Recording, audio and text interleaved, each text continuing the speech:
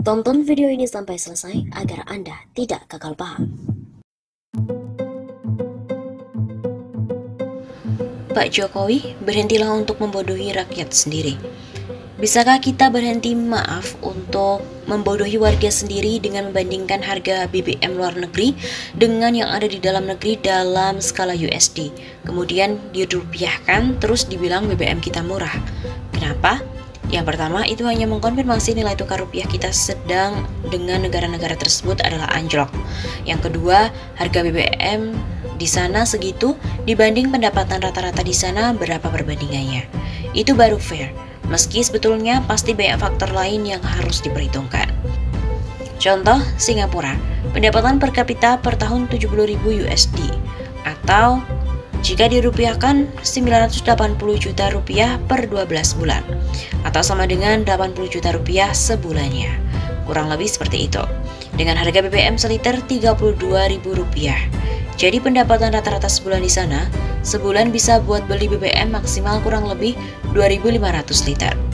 Kemudian di Jerman, pendapatan per kapita setahun 50.000 US dollar, bensin seliter 34.000 rupiah.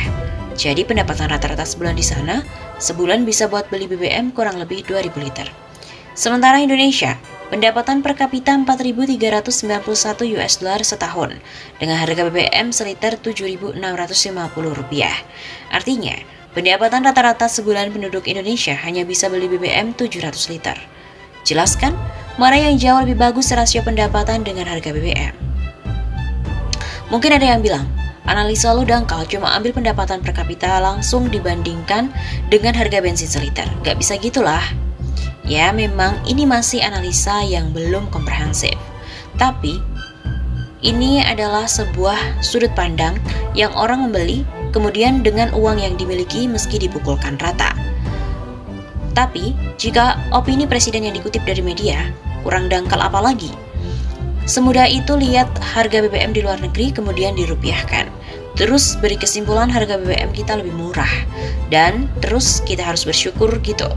Mana yang lebih dangkal?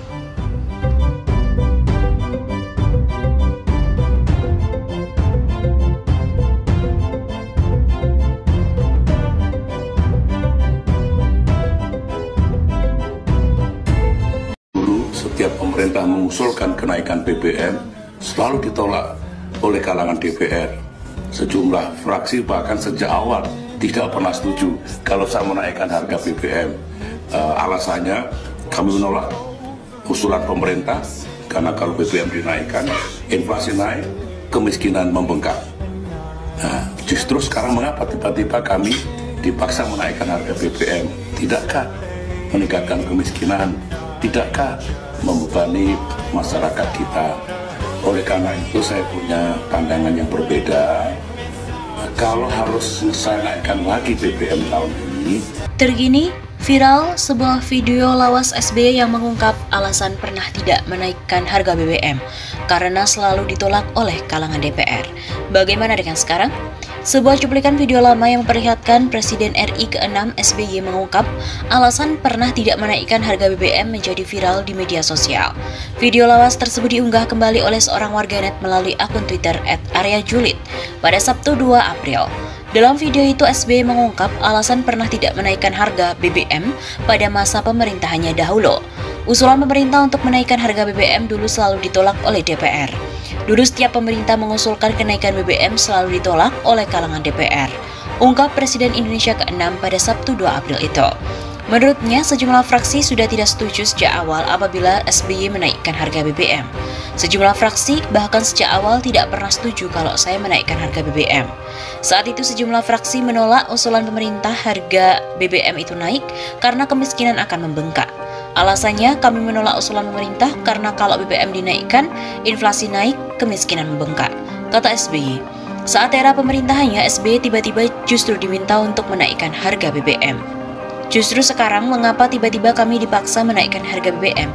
Tidakkah meningkatkan kemiskinan? Tidakkah membebani masyarakat kita? Oleh karena itu, saya punya pandangan yang berbeda.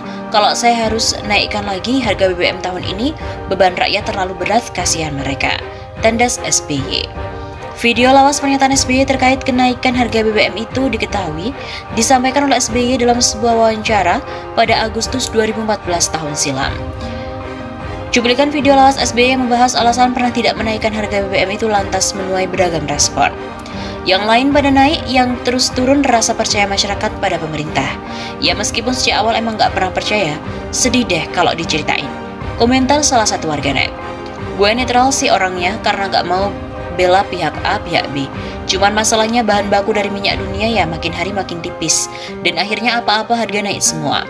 Memang zaman beliau bensin bisa 5.000 per liter karena kala itu bahan baku masih tergolong banyak. Ujar warganet.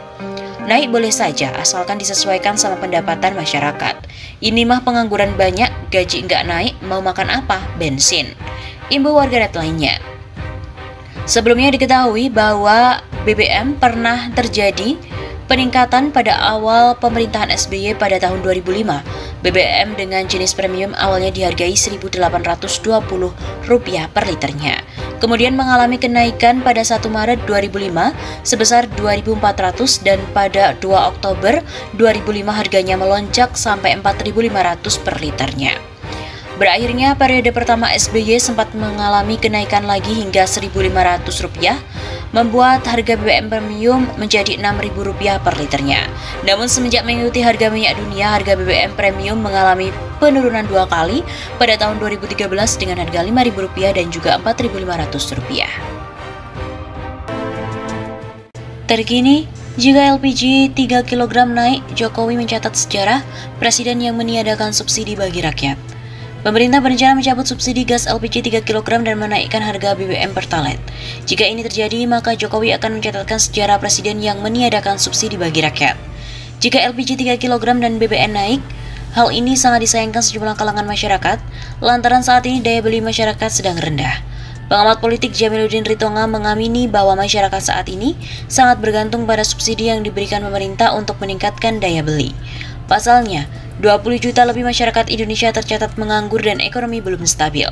Atas alasan tersebut, dia menilai bahwa rencana kebijakan pemerintah itu tidak sepatutnya dilakukan di saat daya beli masyarakat sangat rendah. Kebijakan tersebut akan semakin membuat masyarakat semakin tidak berdaya. Akibatnya, tingkat kemiskinan akan semakin bertambah.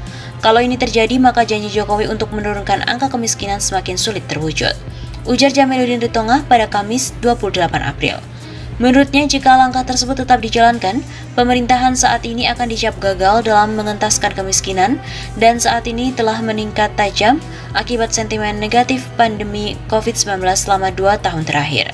Jokowi akan dinilai gagal dalam menurunkan tingkat kemiskinan. Tentu hal ini mencatatkan sejarah Jokowi tidak berhasil menurunkan angka kemiskinan. Selain itu, Jokowi juga akan dituding sebagai presiden yang meniadakan subsidi bagi rakyatnya. Padahal presiden sebelumnya masih banyak memberikan subsidi untuk meringankan beban hidup rakyatnya. Begitu tutupnya.